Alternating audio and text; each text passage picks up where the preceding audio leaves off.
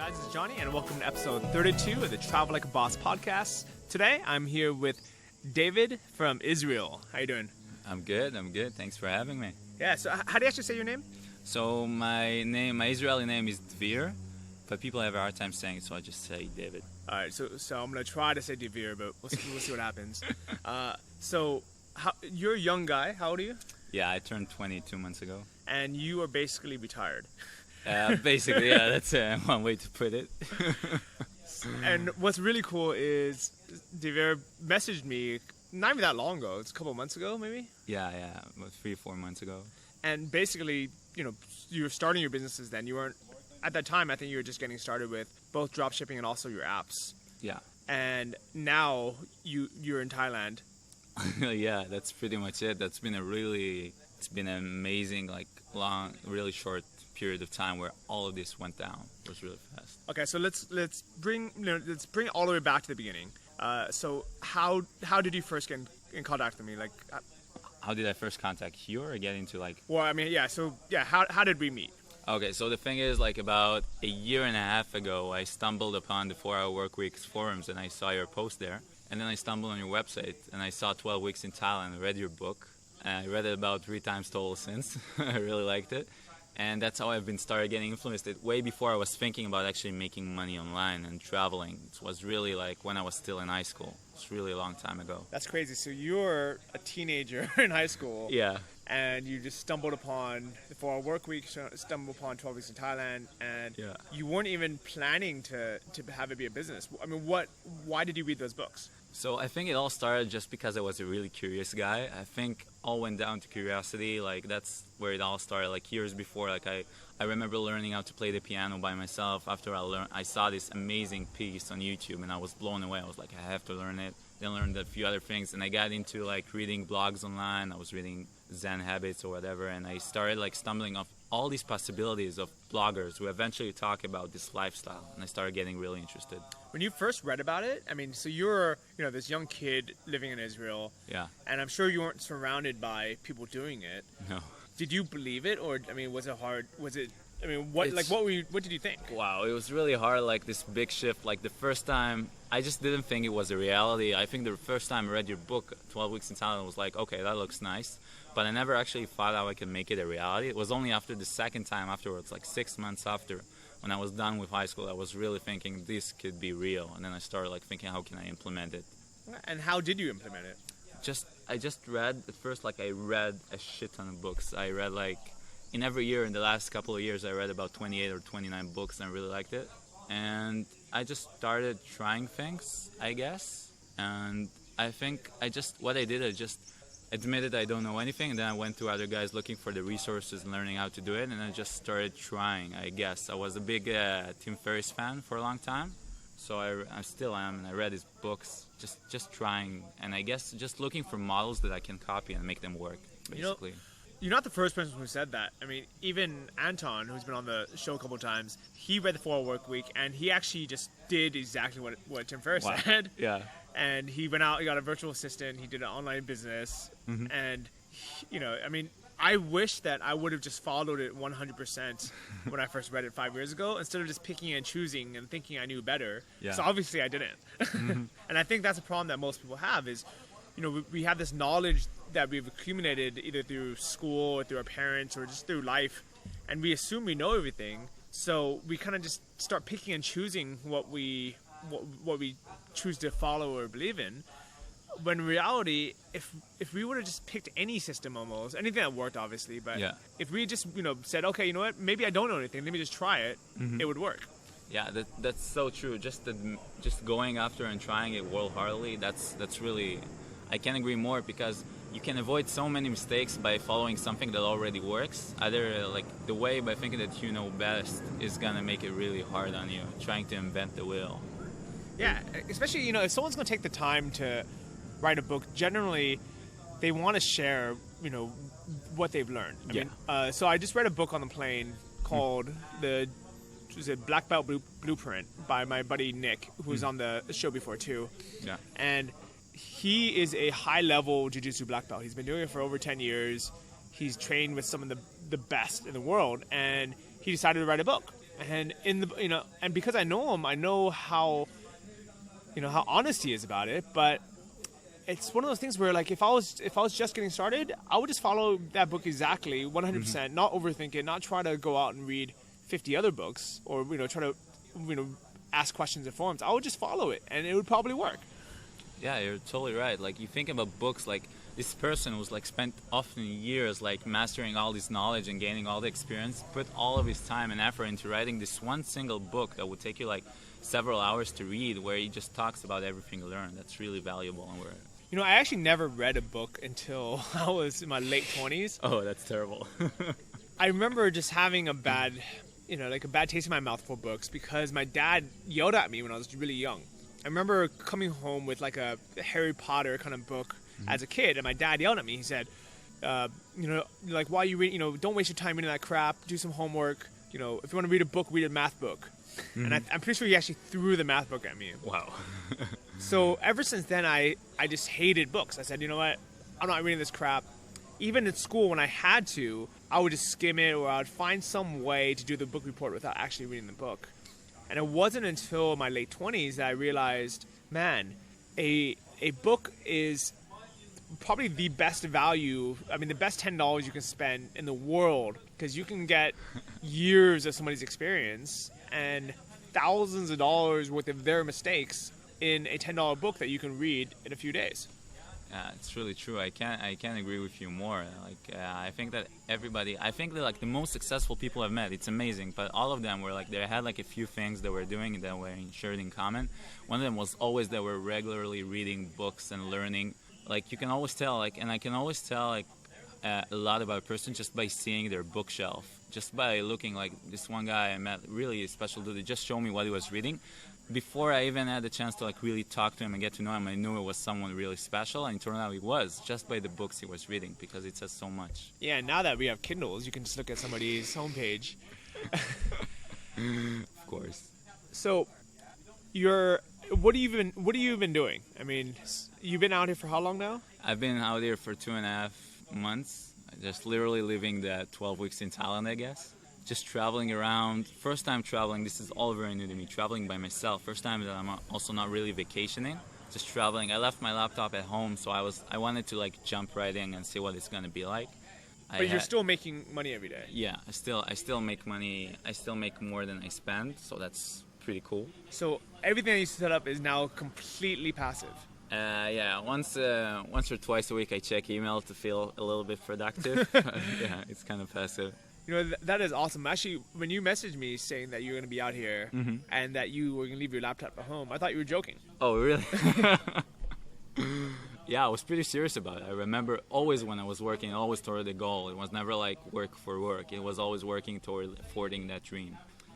When I first came out to Thailand, that was actually my goal too, is I wanted to come out, and for 3 months I didn't want anyone to bother me. I didn't want to have to pay a bill, I didn't have to check an email, I didn't have to make a phone call. I wanted to hibernate. That was my dream. And I think it's from all the years of having responsibility, having stress, even in school, even just day to day having responsibilities and chores. I just wanted a break from it all, and that was probably my equivalent of coming here without a laptop, even though I'm pretty sure when I came there were no laptops. Yeah, everybody wants to like relax and go away. I actually didn't feel that stressed at home, because I was like, after high school I was just working on my business, and I was also trying to get out from, like, in Israel I was supposed to go to the army for 3 years, and I really didn't want to go there. So while I was working on my business, I was also setting up the procedure of getting out, which was really hard for me. It was really, really hard.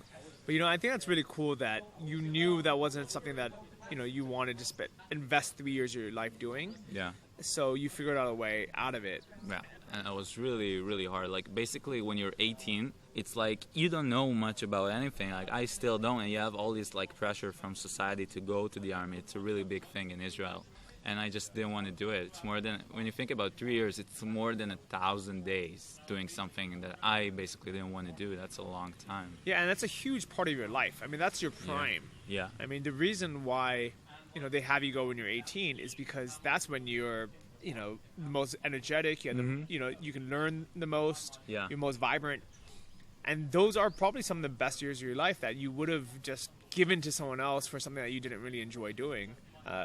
So I'm proud of you for kind of taking that. I mean, so in the U.S., going into the Army is completely an option, but we have societal pressures to, go to school, to go to college, or get a job for a corporation, all these different things. Get a job. What are you doing sitting there on the computer? Go and get a job. Lazy ass. I mean, you hear that all the time, right? Of course, you do. And so we have our version of pressure as well, and I know it's really hard for people to not fall for that, because it almost feels like an obligation or a responsibility. Yeah, it's really interesting. Like, I had this period between high school and when I was supposed to enlist in the Army. Well, I wasn't sure. I couldn't make up my mind. I would constantly change my mind between going to the Army and not going, because I got accepted to a really good place in the Army too. They were like, you'll get a really good job afterwards. It was like a programming job in the Army for 3 years, and it was like you can make a shit ton of money afterwards. It'll be great. Like, you can drop out of like the 95 grand afterwards. Just do this. And I was conflicting, and I didn't know. But once I decided not to, and I actually went through like all that pressure, and I went through it, it's like made you so strong on the inside. Now you don't care much what people like say, because it's like you've been through this once, and it was a really unique experience for me, really. There's a lot of guys that are literally twice your age who would benefit from going through something like that and just really standing up for what they want, what they believe in, and not just doing what they feel like they have to do. I mean, how do you think you got through that? I mean, did you have support from your friends or family to get through that? So the thing is, like, first of all, I just spent, the quote, it says you are the average of the 5 people you spend most of your time with. And I just spent a lot of time just reading online, bloggers, reading books, just people who were like talking. So what I did is I listened to all they said about getting a job, and I was applying it to go into the Army, because that's what basically kind of what it was, like confirming to society. And that's what I did. My family wasn't supportive like they are now, but at first, man, it wasn't easy, not for me, not for them, and I totally understand, because it's sort of a taboo. They were worried for me that it's gonna hurt my future, like you're not gonna have a job, or like they went as far as to say like a girl won't want to date you or some other stupid things. It was really, really different.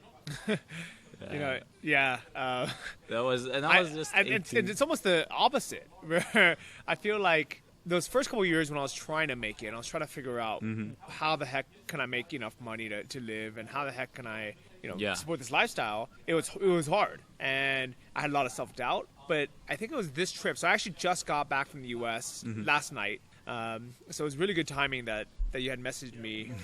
Yeah, good lucky. Yeah, and so I did spend the last 3 weeks in the U.S., and this is the first trip back that I was 100% confident in my life.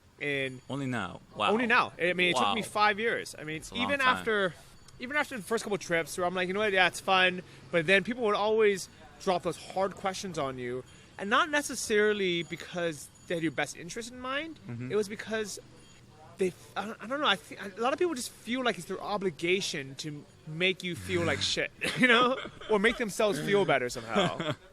It's really funny. You can see those subconscious patterns where you tell people about what you do, and they just spit up excuses or like reason why it won't work. Because if they admit that it's possible, then it makes them face the reality that what they're doing is not the best thing, and that's really hard. Because if they see you do that and they know they can too, then why don't they? So it puts a lot of pressure on them. So they feel obligated to like make it feel like it's not possible. So they raise up all these questions, and they're not doing it to hurt you. Just something that they've been raised with, and it's kind of like, it's really interesting to see that and notice it. Always really interesting to me. This time I was back, I didn't take it personally anymore. I would kind of just nod. I wouldn't even try to correct people. I wouldn't argue. Yeah. I would just nod and be like, okay, it cool. Makes sense. Yeah. And if they want, help, or if they want a resource, I'm happy to link it to them. Yeah. But I've stopped, even things like diet. So I went back this time, and I am in the best shape of my life. This is the first time in my adult life I've been under 200 pounds. Woo! It's a big one. Yeah, thank you. And I'm just full energy. I feel healthy. I'm happy. And I go back, and I have all these friends and family members who are really overweight, or they're just not healthy. They're not they're not happy, and they try to give me diet advice. Oh my God, they do. But instead of trying to correct them, now I just let them be. And if they really want, I'm happy to send them a resource for it. Of course. But I'm not it's not my responsibility. I mean, and the same thing with travel, with online business. for a long time, I was trying to convince everyone I knew to become an entrepreneur because it made me so happy. You're stubborn. Myself. Yeah. But now I'm like, you know what? Maybe not everyone is meant to be one, and if they want to, I'm happy to help them. I'm happy to point them to the right direction. I mean, kind of just like what you said earlier over lunch. You said you had sent me an email, and I sent you a pretty long reply. Yeah. And you had asked me if I do that with everyone. So I mean, do you remember what you asked me? Remember, how can you tell if someone is serious or not when they ask you, like if they're actually gonna go through it and do it? I think I actually still have one of your old emails in my box. So I archive everything that I never want to look at again. And I'm pretty sure under social that I have one of your old emails because right here. This video that you sent me. Oh yeah. Do you remember this? Yeah, I remember this. This was a surprise, wasn't it? Okay, so tell everyone what our conversation was like. Okay, so basically I was messaging, if I remember correctly, I was messaging you for help. I was asking something, and you replied, and I was really surprised, and I was asking, how can I stand out and give something in return? Like, how can I offer value in return? So I thought, hey, it'd be cool if I actually send him a video of me. Like, so he sees this person send him an email, but he doesn't really know me. So if he'll see a video, maybe it'll make him like, it will first of all be more fun to do, and surprising, it will show him that I'm serious as well. So that was a little surprise that I made for you, and just sent you a video. And what do you feel about it? You know what? I thought it was awesome. Yeah. Yeah. I thought it was weird at first. I was like, who's this guy sending me a video of himself? So this was sent on September 9th. Yeah. And how many months ago was that? That's 8 months ago. So I mean, so you basically, this is when you first decided, hey, I want to start some kind of online business. Yeah. And I read you, and I think in the email you said, hey, I read your book, and this video really kind of just it stood out to me because yeah, you're right. It did exactly what you had said. It made me kind of feel like you're a real person and not just someone else sending me an email. Yeah. Yeah, I like it. In life, it's like funny. Nobody goes the extra mile. So once you actually go there and you do something extra, people are like, "Whoa!" And it's really easy to do that. I'm glad you like it. Yeah, very cool. How would you feel about me sharing that video? Oh, that would be funny as hell, and Okay. I don't think I mind. All right, cool. So I'm gonna put this up on the show notes. If you go to travellikeabosspodcast.com. Show notes, episode 32. I'm gonna have a link to the video. I can't embed it because it's actually set as private. Yeah. But what I'll do is I'll have a link there. So as long as you have the link, you can watch it. And I mean, basically, I think that's actually awesome because in that video you were very unsure how to, How the fuck am I gonna get this shit started? Yeah. Right, exactly.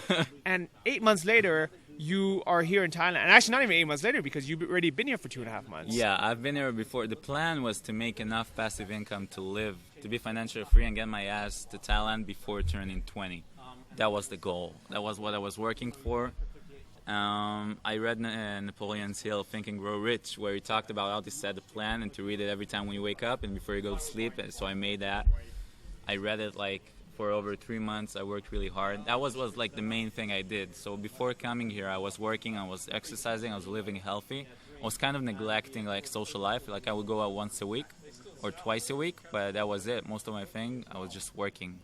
So that is exactly the same story that I had when I got started. Yeah. It was almost a year ago today. It was, I think it was last May. So exactly 1 year ago when I had just gotten started thinking, you know what? Whatever I've been doing has not been working. I was making, $200 a month selling the ebook. Yeah. And it was a nice way to get my feet wet, and think, okay, you know what? It's possible to make money online. Yeah. What should I do? Should I go out and write 20 more books or 20 more books? That'd be crazy. Yeah. And I decided, I was like, you know what?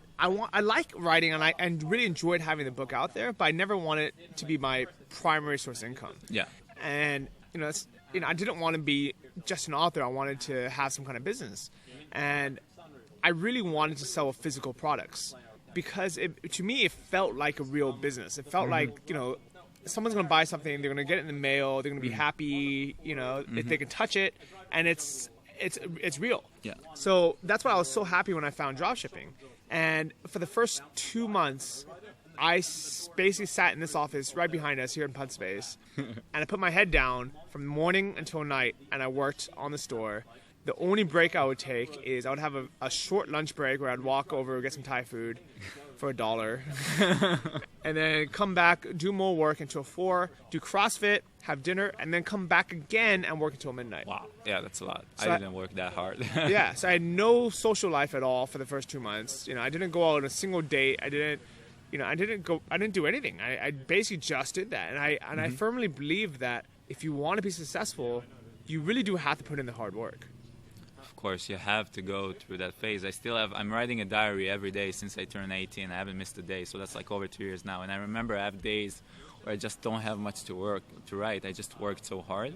So there were like days like, yeah, today I did this, and I have like all the frustration and things that I went through. And that's true, that you have to go through that period of self-doubt as well before you know you can fully do it. It's amazing. Like you said, it took you like 5 years to actually realize this is going to be possible. I don't know, I was influenced by it for a long period of time, so I guess I realized that before.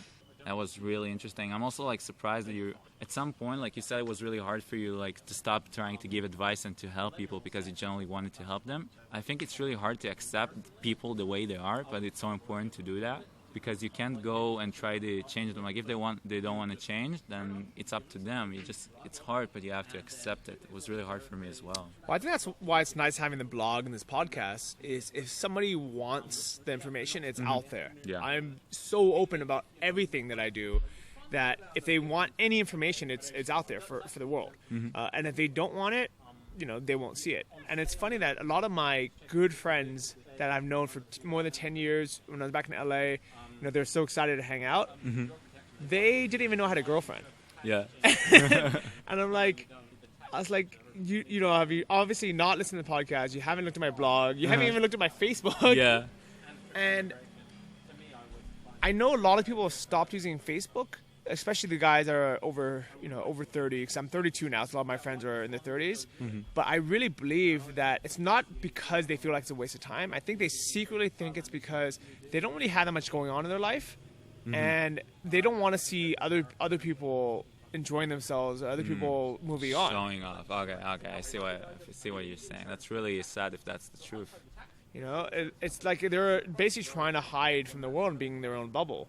And one of the things that has helped me a lot is constantly being surrounded by people who are more successful than me or doing better than me, and because it's motivating. It's very motivating, so much. Like I spent one day with a guy who exercises regularly, and by the end of the day I went for a run. Just after I met him, and not by openly talking about it, just by being with him and in his presence, and you can see it, and the people you associate with are so important. This is why it's also really important to come to places like Chiang Mai or Pun Space and to realize, also for them to influence you, but also to realize that it's possible, that this dream is possible. Because when you're back home and you're not making enough money, and you have to reinforce that belief constantly, because society is going to push you inside, try to push you inside to their bubble where it's not possible. That's why I was really reading kind of religiously, like when I was still there. Also because it was interesting and funny as fuck, like just people sharing how amazing their life are, and that was a really big one for me. And here you are. I mean, we're literally sitting in Pun Space, drinking coconuts. Yeah, I was here like the first time a few days ago. I was, holy shit, the legendary Pun Space. It's like it all seemed kind of like a dream because you would have never have understood it. For me, it's been like my career has been like literally like 1 year. It's been 12 months. I started like last May. And coming here and going through that phase so quickly was really weird. Like I feel like I don't appreciate. I was telling you that before. I feel like I haven't had enough time working a regular 9-to-5 job to appreciate what I have now, because I never had a full-time job in my life. And so you need to go back, get a crappy corporate job, yeah, sit in a cubicle, make sure you have at least a 1 hour commute through traffic every day. Of course, at least 1 hour. Make sure your boss makes you stay overtime and come in on weekends, and then come back and enjoy this. Yeah, of course. It's like it's too young. Like I had one part-time job for 6 months where it was like 10 hours a week. And I had no boss. I was literally texting him. I was supposed to sell coffee machines, but I was just texting him when I arrived and when I left. And during that job, like what I did, it was really good actually. I was just bringing a tablet with me, And the whole time I was there, I was reading. Like, I was a shitty employee, and I knew it, and I didn't give a shit about the job. Just reading, and I read so much. And if I had to choose between the money value that I got from the job to like the books, and the education, it would definitely be the education that was way more important because it shifted my mind. So while I was working there, I was also working on my business, and it really made me push myself because every time I went there, I knew I was basically like undervaluing my time because it was worth more. I was making like, how much money was I making? I'm making like $9 an hour, $10 an hour, something like that. Really, not very much. And I knew my time was worth way more than that. So it really pushed me to move on. I think one thing I'll never do again is trade time for money. Yeah, that's really a big one. Like, I constantly think about how important time is, and having an abundance of time is something so rare today, and it's so sad that people don't have much time to do all the things they want to do. You know, one of the things about being out here is having so much free time every day and so little responsibilities that it gives us time to work on new projects, start new businesses, meet other people, and try new hobbies. And I realize that every time I go back to the U.S., I go back usually about once a year, sometimes twice a year. Yeah. And I feel like, in those 6 months that I've been gone, I've experienced so much. I've been to two or three different countries, picked up at least one new sport or one new hobby, and maybe wrote a book, started a business. And I'll ask my friends like, oh, so what's going on? What have you been up to? And they're like, oh, same old. Oh, that's terrible. And they mean it. I mean, literally nothing has changed in their lives. The same job that they still don't like. Mm-hmm. They probably even drive the same car. They probably live in the same place. They hang out the same bar every weekend. I mean, that's really it. I mean, yeah, and there's nothing. And you think to yourself, isn't there supposed to be more to life? I really identify with that feeling because it's incredible what you can do with time. I remember I was reading it's going to be a little weird to bring up. There's this philosophy about Stoicism where they say basically when you see someone who's old, it doesn't mean that he has lived for a long time. It just means that he existed for a long time. And that's a really big thing when you think about it. We all have the same time. We all have 24 hours in a day, but some of us just experience and use that time way more wisely. It's the same with money. Some people can be millionaires and yet spend their money poorly, and some can have a little bit of money but use it so well. So when I was back in the U.S., a normal salary for a decent salary was $50,000 a year. Okay. I mean, you'd want to make six figures, but you'd also settle for $36,000 a year. So $50K was pretty good. So, but if you do the math on that, that's almost $5,000 a month, $4,000 something a month. Mm-hmm. That's a lot of money out here. But back in the U.S., that actually isn't very much at all. No, it's not good. Because first you have all the taxes that get taken out. So realistically, your paycheck every month is $3,000, and then you have rent, which is at least $1,000. You have probably a car payment. You spend a couple $100 in gas, a couple $100 in insurance and other bills, and you're left with $250. How'd you get that figure? Wow. Yeah, I mean, because I remember that's allowance. I remember the reason why I had $250 in my mind was that was my goal, to be able to save every month. I wanted to be able to save up $250 a month after all my expenses, and to me that was like a pretty good amount to put away. Maybe $300 would be even better. And thinking about that now, that's insane. I mean, what happened to that other $4,000 something dollars? Yeah, where did that go? And while out here, I mean, you're on vacation, so you're actually spending more than you would if you had, if you're actually living here month to month. What are you actually spending per day? When I'm living here? Yeah. So I'm spending about 800 baht. That's pretty, and that's pretty doing whatever I want. Maybe reaching 1,000, which is how much is it in bucks? That's 30. So 800 would be $26. Yeah, $26. So 1,000 would be $30. Yeah, $33. So you're basically spending less than $33 a day.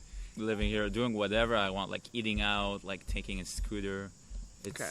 So that's less than 1,000 a month. Yeah, that's getting a massage a day probably. And that is being a tourist. If you do the exact same thing, but instead of paying nightly for your hotel room, you're paying per monthly. Instead of renting your scooter per day or per week, you rent it per month. Or you buy one. Or you just buy one. Yeah. It's so different. It's gonna drive your costs so lower. I'm really going touristy here, and that's a big difference. So you can actually, and you get so much value. Like I remember coming here to Thailand, I was shocked by eating out. Like back home, I would eat out maybe once a week, and that would always be ice cream because it was just too freaking expensive. And here I just eat out at restaurants and I order pretty much whatever I want to. And that freedom, it's amazing. Like I was shocked by all the great food here, which I really love, and all the variety and the things you want to do. Like back home, I was telling this to my friends a lot of the time. I would never take a taxi. I never took a taxi in my life that I paid for in Israel. And here it's just so natural. You don't really care. And having that freedom, it's incredible. It makes you feel so independent, and it's really sweet. It's like it makes you feel like you have to take advantage of it, because back home your money goes much less. You know, I know exactly what you mean, especially because my whole life, I've really enjoyed being frugal. I enjoy getting good deals and saving money. Yeah, me too. And even though now I'm making enough money where it doesn't matter that much, I can afford to spend a little bit more on a taxi or spend more on food. When I was in Canada last week, every single meal was $30. Every single meal. It doesn't matter where we went, it was $30. And I was like, man, and it wasn't even that great. It wasn't like, oh my God, this is such a nice meal. It was like we just needed some food, we needed dinner, $30. Yeah. You know, and I was like, man, this is such an insane life. And you know, we're in downtown Toronto, so we take cabs, and every cab ride was $10. You know, and here a cab ride is $2, and dinner is $5. You know, and the thing is, I enjoy it just as much here as I did in Toronto. I mean, I don't think I enjoy life any less here. If anything, I should enjoy it more. This morning I woke up, and it's my first day back. So I woke up, and I hopped on my scooter to go buy a bag of coffee. There's a local grower here called Akiyama. They have, you know, organic, fair trade, sustainable farms. So I drove over, and I just instantly, I was like, man, the weather is so nice. It's, you know, they just got finished with a harsh winter in Canada. Even San Francisco is really cold. And, you know, here it's been nice for, you know, it's basically been summer for the last couple of months anyways. But now the air is super clear. It's clean. It's warm. And I'm just driving around on this little scooter that I bought for $250. So I own it now, which means I don't have any rent on that. And when I leave, I'm going to sell it for $250. Yeah, I remember you doing that in the book. That's really cool. Yeah, and it's such a nice feeling. And so the bag of coffee I bought was 500 grams. So that's half a kilo. It's 1 pound. And it was 350 baht, which is about $10. And I think the equivalent coffee in the U.S. would be 16. So it's, you know, it's quite a bit more back home, just because everything's more. And I'm pretty sure that back home, I'm not getting it from a local farm that's an hour away. I'm getting it imported from, you know, Brazil or some other country. And the quality of life, the quality of food, the quality of, you know, just day-to-day activities, I really think is better here, and it's cheaper. So it's almost ridiculous that I would spend more for less. Yeah, I would go back home and I'd be like, shit, no way I'm gonna buy that. It's gonna be really hard going back, honestly. But it's kind of a nice, I don't know, like, all right, so there's a lot of things that I liked about the U.S. So when I was home, I really enjoyed being able to order stuff online. You know, and I literally got probably 36 packages in the mail when I was back. Wow. And my dad thought I was insane. He's like, how are you going to fit all this in your bag? And the trick was, I didn't bring anything back with me, so I had 2 empty bags. So I brought 30 kilos of stuff back. It's like... Stuff is the worst thing you can bring, like... But, you know, so I would say there's a lot of things that are not as easy to buy when you're out here. Especially if, let's say you want to use, like, organic soap or, like, toothpaste or something like that. You know, you're not going to find it here. You're going to find, like, you know, the big brands like Colgate and stuff. So I'll buy that stuff when I'm back home. Things like, you know, really nice dark chocolate. It's just more plentiful back home. Here, there's only, you know, there's a couple brands. The only real brand that's really good is Lindt. It's Swiss, but it's super expensive. So I bring a bunch of chocolate back, and things like finding board shorts or finding like underwear that fits or socks that fit are a little bit harder here because, you know, I'm a pretty big guy. So those things I buy, and I'm happy that they're so easy to buy when we're back home. But as soon as, you know, Amazon starts delivering to Thailand easily, you know, you're gonna have a hard time deciding what you're gonna buy first. Yeah, I mean, you know that. No, you know what? Then I would probably, I only buy stuff I actually need. But now that it's a little bit difficult to buy stuff when I'm out here, I try to buy backups of backups. So I actually came back with 3 USB mics. USB mics. Yeah, so this microphone here, the Audio-Technica, I bought 2 of the exact same ones. One just as a backup. Just as a backup. Yeah, when you're coming from US. So different, so different. Yeah. But generally speaking, I didn't have a craving for anything from home yet. But I've been here like 2.5 months. But I guess if you live here, it is different. Well, one of the reasons why I bought all the stuff is because I decided to keep my Chiang Mai apartment year-round now. Before, I used to move out every time. Every time I would go somewhere for a month or 2, I would just check out and check back in. But then I would have to take all my stuff with me. But I realized, I was like, you know what? The rent is so cheap here. It's literally the same. It's probably less money than just the condo fees if you owned a condo somewhere, anywhere. I'm paying 6,500 baht a month, which is, I think it's about $250 US. And it's, in a great location. It's literally right behind Pun Space. And I might as well just keep it. I mean, like, there's really no reason for me not to just have it the whole year, which now it allows me to kind of stockpile stuff. It's not even 250, it's 216. Yeah. Which is insane. I mean, that was one night of hotel in Toronto. I paid. Really? Yeah. One night? One night of hotel in San Francisco or Toronto or New York or any big city. I'm getting entire months of rent here. The only downside is now my room feels a bit cluttered because I have... Yeah, because you're like, I'm going to stay, and then you just throw it all around. Yeah, so now I have a lot of stuff. And I firmly believe that when you first try to come with nothing. Try to come as light as possible, backpack. Yeah, of course. And enjoy that. And later on, if you decide, hey... you really want to follow this bulletproof diet and you have to bring, 5 big-ass bottles of coconut oil or MCT oil with you from the States, then, do that later. But in the beginning... But just come with nothing. Like, I travel so light and it's so much fun. Like, I have one handbag and one backpack and they're both so light and it feels amazing. Like, I believe the less is more. And I've also been thinking that, like, whatever you need, you can buy here, except for, like, the things that Johnny is saying right now, which are very specific. But generally speaking, I see all the time those backpackers with, like, huge bags, dragging them around hostels, hotels. They're not really enjoying it. You can tell it's heavy. And most of them don't even unpack because it's like they're only in the hostel for a couple of days, and they're like, man, I have this giant bag, so much crap in it. They never even wear the clothes on the bottom half of their bag. So what was the point of them even bringing it? That's so true. It's so true. So where else in Thailand have you been before this? So before this, I've been mostly in Bangkok and the islands, the touristy islands in the south. I've been scuba diving. Nice. It's funny. I remember you saying that was one of your goals, your dreams. Yeah, right? that was one of my dreams. And it's funny enough, like, the exact day I turned 20, the exact birthday was the first time I dived in the open water in the sea. And that was... The first dive, to be honest, was shitty because you're scared, and I went up a few meters by mistake, so my ears really hurt from the pressure. But since then, the other 3 dives I did were, like, amazing. There's something so peaceful about just diving and meditative, about just diving and listening to your breath. I remember also the small things, like I remember diving above one of other divers, and his bubbles of air just flew up above to me, and I was like looking at the bubbles, and I was just amazed by how beautiful it was. That was really a big thing for me, just having the freedom to do that. So I remember you mentioning that you wanted to come out here to scuba dive.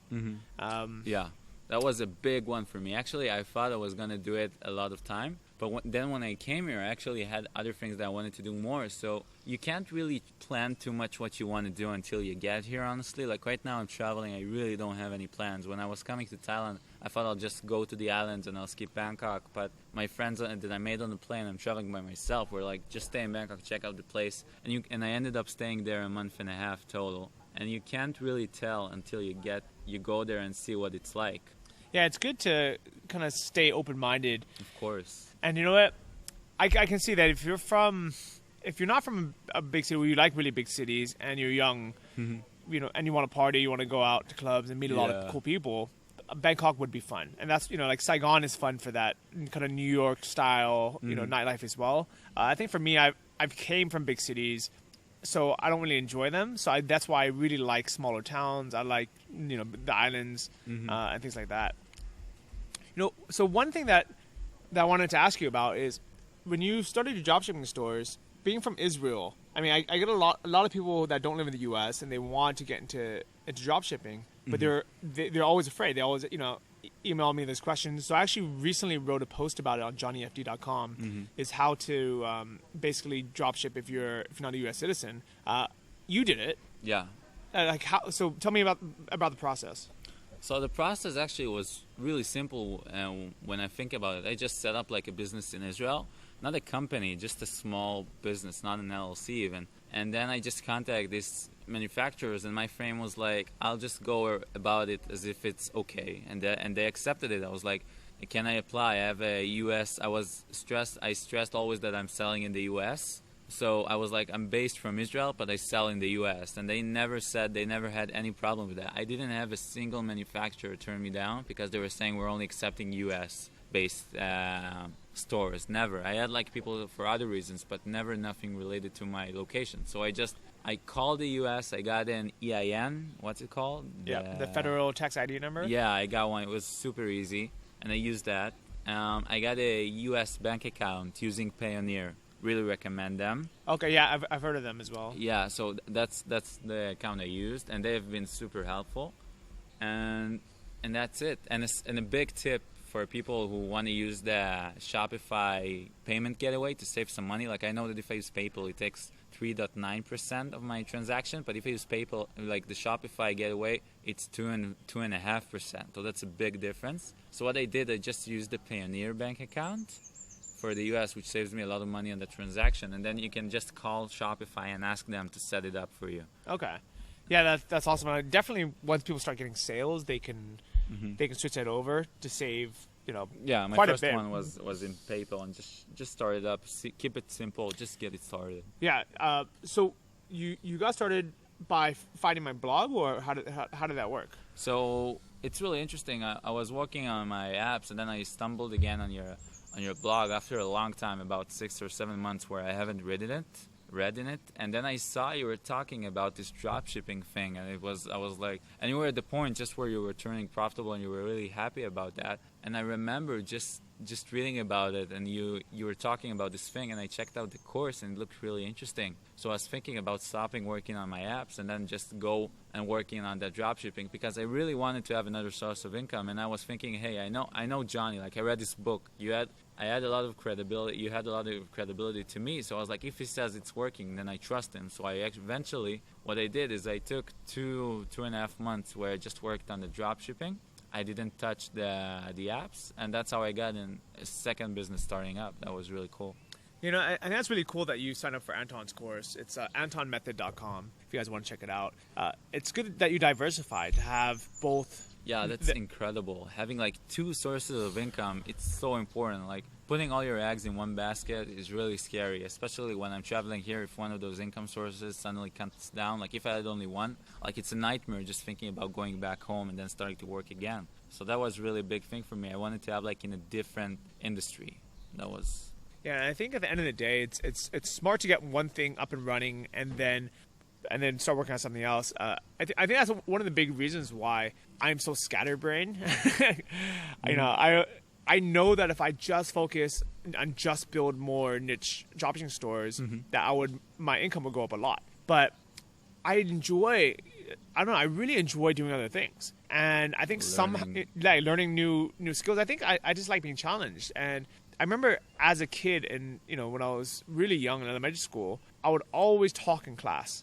And I would always, want to do stuff. I couldn't just sit there and listen to the teacher. And I would get in trouble all the time. I actually apologized to my dad while he drove me to the airport saying, I'm really sorry that you had to leave work early all those days to come get me. And it's because I was bored, with the teacher trying to teach me something I didn't want to learn. And I think, that kind of entrepreneur spirit, even as a 8-year-old kid, was me defying against the school and saying, I don't want to do what everyone else is doing. I don't want to do what society tells me to do. I want to do what I want to do. Yeah, and it's so weird as a kid, you don't know it. I remember when I was in high school, I just ditched a shit ton of classes just because it was interesting, and I knew, like, I remember there was this geography lesson, and I remember if I ditched it, I would avoid the traffic going back home, so it saved me actually more time than just ditching the lesson, and I wasn't learning anything. And I was like, I knew I could learn way more by myself, because that's what I love to learn. I love to, like, read and learn how to play the piano, learn how to solve a Rubik's Cube, learn how to program. Just, I had, like, all these side hobbies that I wanted to spend time on, and I was curious about. I didn't just want to go home and play the computer, which was also something I like to do, but that wasn't the main thing. You know, I used to love playing video games. Me too. And now I really feel like doing online businesses feels like playing a video game, but I actually get real money for it. Okay, that's cool. I wish I could feel the same way. For me right now, I still don't see it as a game, but I can understand what you're saying. For me right now, the way I look at working and is like the least amount of effort I can put to get the most amount of results, so I can spend the rest of my time on things that I want to do without being dependent on it for money. So I remember in Diablo 2, there was this auction house. Mm-hmm. Did you ever play that game? No. But basically what you can do is you can buy and sell, virtual weapons and gems.